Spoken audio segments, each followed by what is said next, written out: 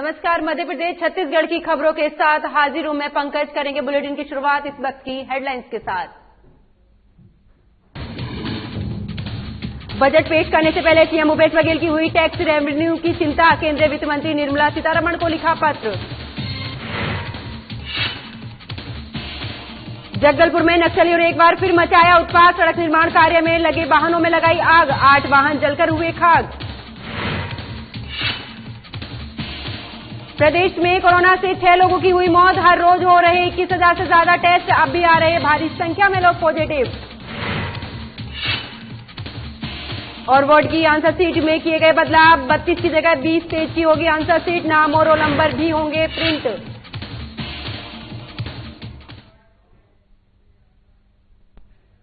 तो चलिए बुलेटिन की शुरुआत करते हैं इस वक्त की खबर के साथ में, जहां पर आज छत्तीसगढ़ से खबर आ रही है। साथ ही आपको ये भी बता दें कि छत्तीसगढ़ के बस्तर में नक्सलियों ने एक बार फिर उत्पात मचाना शुरू कर दिया है। नक्सलियों ने जगदलपुर के पास सड़क निर्माण कार्य में लगे वाहनों में आग लगा दी। साथ ही निर्माण कार्य में लगे कर्मचारियों को दोबारा काम शुरू करने पर भी धमकी दी गई है। हालांकि उन्हें कोई नुकसान नहीं पहुंचाया गया है। आग लगाने से 8 वाहन यहां पर जलकर खाक हो गए हैं। मामला मालेवाही थाना क्षेत्र के कचनार का है। जानकारी के मुताबिक बारसूर पल्ली मार्ग पर सड़क निर्माण कार्य चल रहा था, जहां मालेवाही के पास लगी पंचायत में गांव को जोड़ने के लिए सड़क बनाई जा रही थी, जो कि ग्रामीणों की देखरेख में ये तैयार की जा रही थी।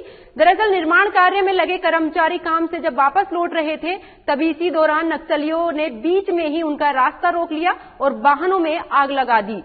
ग्रामीणों की वेशभूषा में पहुंचे नक्सलियों ने टिपर के डीजल टैंक को तोड़कर उसे आग के हवाले कर दिया, जिसके बाद जेसीबी, 4 ट्रैक्टर, मिक्सचर मशीन में भी आग लगा दी गई। इस रास्ते पर नक्सली पहले भी आगजनी कर चुके हैं। एसपी दीपक झा ने बताया कि घटनास्थल की तरफ फोर्स को रवाना कर दिया गया है और फिलहाल इस पूरे मामले की जांच की जा रही है।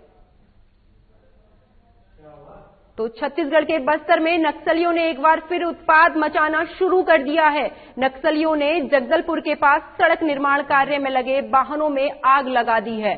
साथ ही निर्माण कार्य में लगे कर्मचारियों को फिर से काम शुरू करने पर धमकी भी दी है कि अगर वो फिर से काम शुरू करेंगे तो ऐसी घटना को वो फिर से अंजाम देंगे। हालांकि उन्हें यहां पर कोई नुकसान नहीं पहुंचाया गया है। आग लगाने से 8 वाहन जलकर खाक हो गए हैं।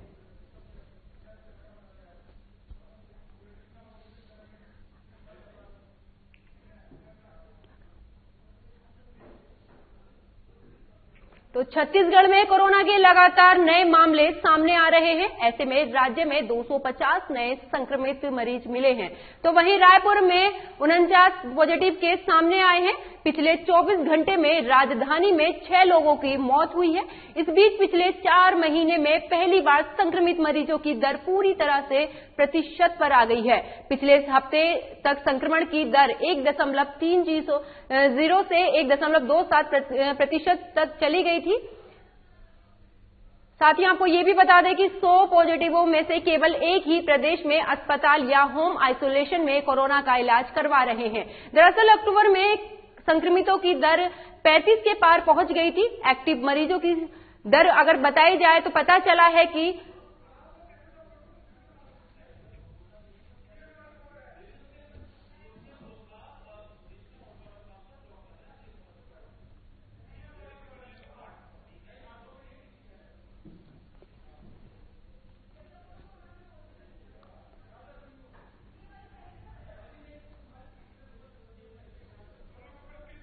तो आपको बता दें कि कोरोना संक्रमितों की संख्या में लगातार इजाफा हो रहा है।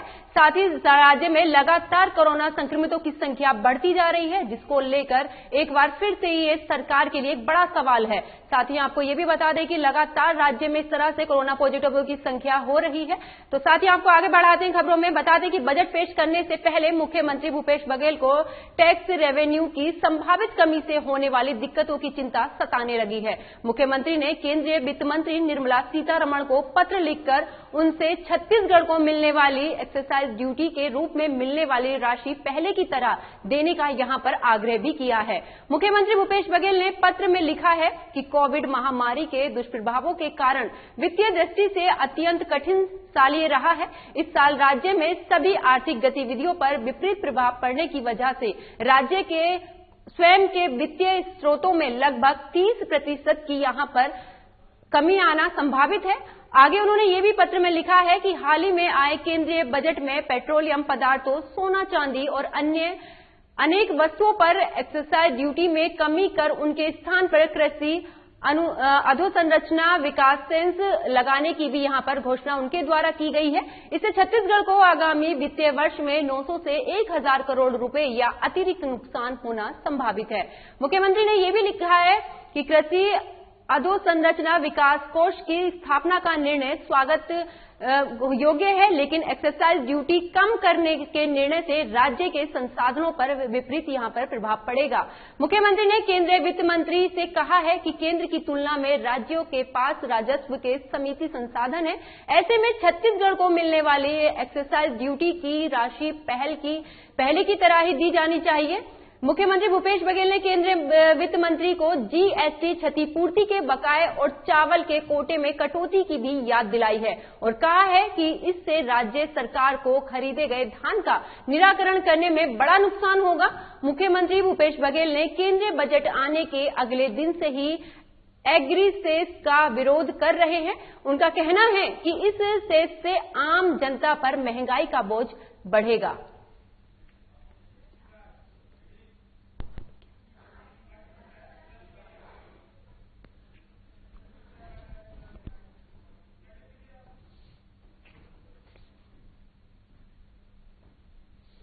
तो बजट पेश करने से पहले सीएम भूपेश बघेल को न्यूज में संभावित कमी से होने वाली दिक्कतों की चिंता सताने लगी है।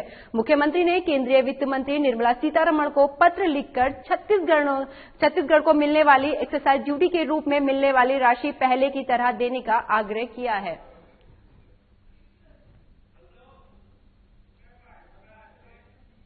तो वही सीएम ने आज से सतना केस में सीधे तौर पर बस हादसे को लेकर अपनी संवेदना व्यक्त की है और साथ ही परिवार को हर संभव मदद का भी यहां पर भरोसा दिया है।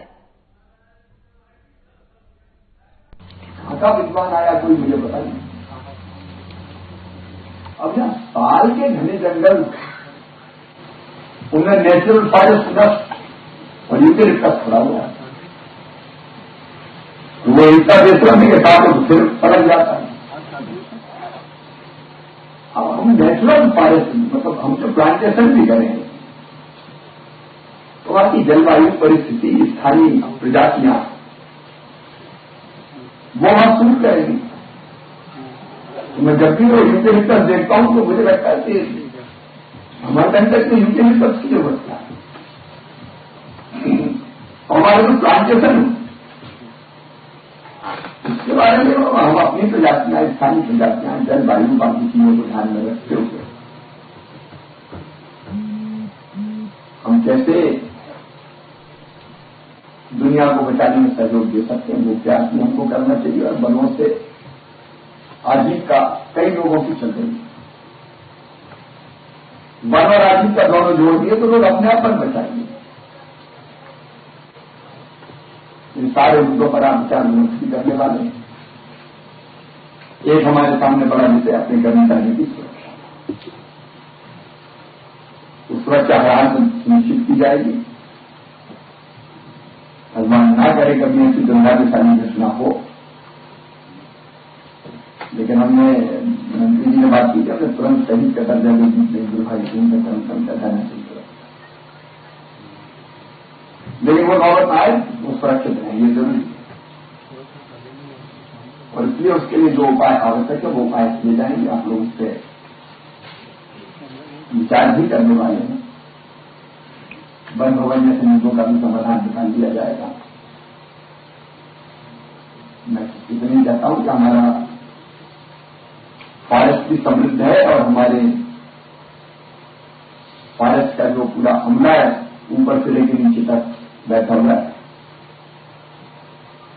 वो भी विचारवान है, सपथ है, इसलिए तो हम फॉरेस्ट बचाने में सफल हुए। लेकिन मानवीय चीजों को ध्यान में रखते हुए जंगल में रहने वालों की जिंदगी आसान बने, बाजार संस्कार कानून के अंतर्गत जो पर्चे तय है वो भी हम तय, उनको भी हमारी ड्यूटी है। टूरिज्म की दृष्टि से और भी, जैसे मैंने वन विहार 2 दिन पहले में गया, अलग से वन विहार सुना, उसको और वजह बनाया जा सकता है, क्योंकि शहर के अंदर इतना बड़ा कोई वन विहार हो कहीं मुझे नहीं लगता हो। सिंगापुर में जब वो रात में घुमाते तो हम भी रात में घुमाए नाइट सफारी, जो ये आकर्षण है थोड़ा, कई चीजें और खरीदी जा सकती है ना, खरीदी जा सकती है, मतलब वन्य प्राणियों से संबंधित उनको और आकर्षित बनाया जा सकता है। बफर में नाइट सफारी चालू हुई, और बफर में नाइट सफारी आपने चालू करी दी, हम थोड़े प्राणी देख ले तो उसकी व्यवस्था भी उसमें विजिट ना हो, हम लोग उस जगह देखें, नियम कायदे कानूनों का पालन करते हुए देखें, तो देखिए लोगों की जिंदगी में आनंद भी बढ़ेगा और लोगों की अपने आप चरम की बन बचे, लेकिन देखने का नहीं बन जाए कोई मॉडल बन। तो सीएम शिवराज सिंह चौहान की अध्यक्षता में मंगलवार देर शाम कैबिनेट की बैठक में साल 2021-22 के बजट के मसूदे को यहां पर मंजूरी दे दी गई है। बजट 2.25 लाख करोड़ रुपए से ज्यादा का होगा। वहीं इसमें कृषि, रोजगार, आर्थिक विकास और कर्मचारी कल्याण पर यह फोकस रहेगा। सामाजिक क्षेत्र की योजनाओं को आगे बढ़ाया जाएगा, तो इंफ्रास्ट्रक्चर के विकास की परियोजना के लिए भी पर्याप्त धनराशि बजट में रखी जाएगी। बैठक में बजट को लेकर मंत्रियों ने सुझाव भी दिए हैं। वहीं सीधी में हुए बस दुर्घटना और निवाड़ी में खदान धंसने से मृत लोगों को यहां पर श्रद्धांजलि भी दी गई है। वहीं कैबिनेट की बैठक होने से पहले सीएम शिवराज सिंह चौहान ने कई अहम जानकारियां भी दी।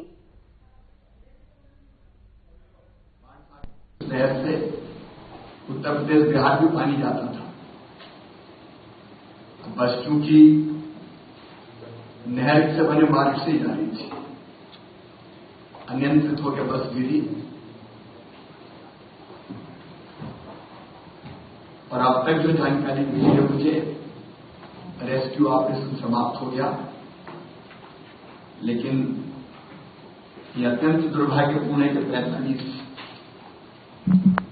भाई बहन, जिनमें से 24 पुरुष हैं, 20 महिलाएं हैं, एक बच्चा है, उनके पार्थिव शरीर हम निकाल चुके हैं और हर एक पार्थिव शरीर को हमने ये कहा कि पूरे सम्मान के साथ अलग गाड़ी में उनके गांव भेजा जाए। अभी जब मेरी बात हुई थी तो 39 पोस्टमार्टम हो गए थे, 34 पार्थिव शरीर रवाना कर चुके थे, बाकी रवाना हो रहे थे अलग गाड़ियों से, उनके परिजनों के साथ अलग अलग गांव उनके पार्थिव शरीर भेजे गए और हमने निर्देश दिया कि पूरे सम्मान के साथ उस सब ले जाए जाए और उनका अंतिम संस्कार किया जाए। उसके लिए जो आवश्यक व्यवस्थाएं वो सारी बनाई गई है।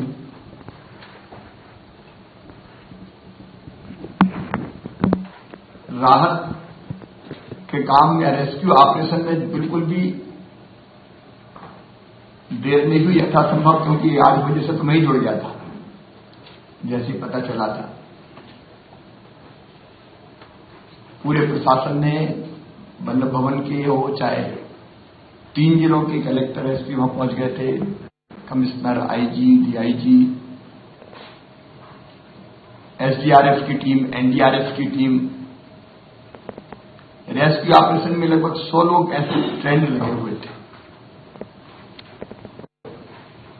नहर में बांध का पानी आने से बंद किया, पानी कम हुआ, उसके बाद बस निकाली गई। 7 लोग प्रारंभ में ही निकले थे, उनको निकालने में भी वहां मदद हुई है, उसका मैं पूरा कंफर्म कर रहा हूं, उसके बाद जानकारी दूंगा। लेकिन उनमें से एक नहीं बच पाए बाद में अस्पताल में। अभी तक जो कारण समझ में आ रहा है वो बस का अनियंत्रित होने ही आ रहा है, एकदम ड्राइवर का कंट्रोल नहीं रहा। अब ये देखने की बात है कि कोई और बात हुई है, स्टीयरिंग फेल जैसी कोई चीज, लेकिन हमने सारे प्रयास वहां किए। पास में अल्ट्राटेक सीमेंट फैक्ट्री थी तो क्रेन्स, बाकी सारी चीजें, गाड़ियां, संसाधन, डॉक्टर, एम्बुलेंस, जो हो सकता था सब करने की कोशिश की। माननीय अमित जी से सवेरे मेरी बात हुई थी तो उनने भी कहा था, हम लोगों ने तय किया कि कार्यक्रम अब स्थगित होगा। कार्यक्रम तत्काल स्थगित किया था। माननीय प्रधानमंत्री जी की संवेदनाएं उन्होंने प्रकट की है और उन्होंने तय किया कि 2-2 लाख रुपए जो परिजन है। तो मुख्यमंत्री शिवराज सिंह चौहान को आप सुन रहे थे, जो कैबिनेट के दौरान अहम तरह की वो जानकारियां दे रहे थे। चलिए आगे बढ़ते हैं। 10वीं और 12वीं की सीजी बोर्ड परीक्षा में इस बार 20 पेज की आंसर शीट मिलेगी। इसमें से पेज कम होंगे, इसीलिए इस बार पिछली बार की तरह से 32 पेज की कॉपियां दी गई थी, लेकिन ये तय कॉपियां प्रिंटेड थी। इसमें छात्रों के नाम, रोल नंबर, विषय सहित अन्य पहलुओं से प्रिंट रहते थे। छात्र खुद से कोई जानकारी नहीं देते थे। लेकिन इस बार आंसर शीट में न सिर्फ पेज कम हुए हैं, बल्कि इनका जो छात्र हैं वो खुद ही अपनी आंसर शीट के साथ में इन सभी तरह की जानकारियां वो अपनी तरफ से देंगे। अफसरों का कहना है कि मुख्य आंसर शीट की पेज की संख्या कम की गई है, लेकिन इस बार छात्रों को सप्लीमेंट्री कॉपी भी दी जाएगी। ये 8 पेज की होगी। पिछले साल सप्लीमेंट्री कॉपी का सिस्टम नहीं था। इस बार 32 पेज की जो कॉपी दी जाती थी उसमें छात्रों को सवालों के जवाब देने होते थे। आपको ये भी बता दें कि पेज कम होने से छात्रों को परेशानी नहीं होगी। वहीं दूसरी ओर इस बार की आंसर शीट में छात्र खुद अपना नाम, रोल नंबर, सब्जेक्ट और अन्य जानकारी देंगे। इसके लिए कॉपियों में कॉलम भी बने रहेंगे। प्रिंटेड कॉपी नहीं दी जाएगी। अफसरों का कहना है कि कोरोना संक्रमण की वजह से आंसर शीट में ये बदलाव किया गया है।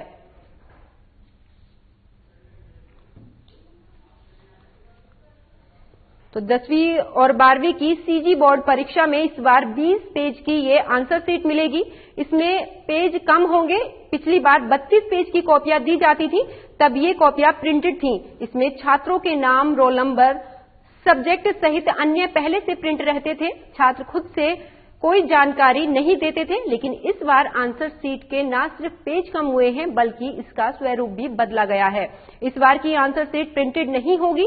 अफसरों का कहना है कि मुख्य आंसर शीट के पेज की संख्या कम की गई है, लेकिन इस बार छात्रों को सप्लीमेंट्री कॉपी भी दी जाएगी। ये कॉपी 8 पेज की होगी। पिछले साल सप्लीमेंट्री कॉपी का सिस्टम नहीं था, तो इस बार 32 पेज की जो कॉपी थी वो नहीं दी जा रही है। छात्रों को इस बार 20 पेज की आंसर शीट मिलेगी। साथ ही इस आंसर शीट में छात्रों को यहां पर खुद से ही अपने रोल नंबर सहित अन्य जानकारियां खुद से ही इसमें लिखनी होगी। तो नक्सल विरोधी अभियान के तहत आज थाना बासागुड़ से संयुक्त टीम राजपेटा, कोरसागुड़, लिंगागिरी की ओर से निकाली गई थी। दरअसल पुलिस को कोरसागुड़, लिंगागिरी के बीच जंगल में नक्सलियों की मौजूदगी की सूचना मिली थी। इस पर जवानों ने घेराबंदी कर मिलिशिया डिप्टी कमांडर पुनेश दशरू, समला आयतू, सेमला सोनू और सेमला चिल्कू को गिरफ्तार किया है। सभी बासागुड़ के रहने वाले हैं और बासागुड़ तर्रेम मार्ग पर ये वाहनों में विस्फोट करने में शामिल थे। कोतवाली से जिला पुलिस बल की टीम ने एरिया डोमिनेशन पर ये निकाली थी। इस दौरान घाटी में 2 नक्सलियों कमकानार गंगालूर निवासी राजू उल्किया और जग्गू फुलसुम को पकड़ा गया है।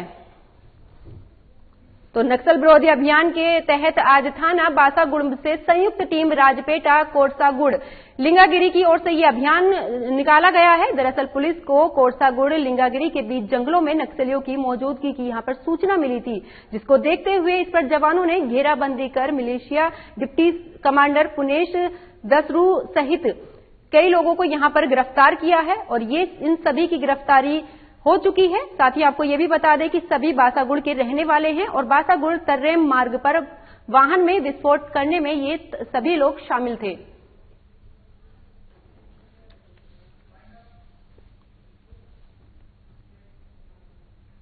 तो बुलेटिन में फिलहाल इतना ही, मुझे दीजिए इजाजत, नमस्कार।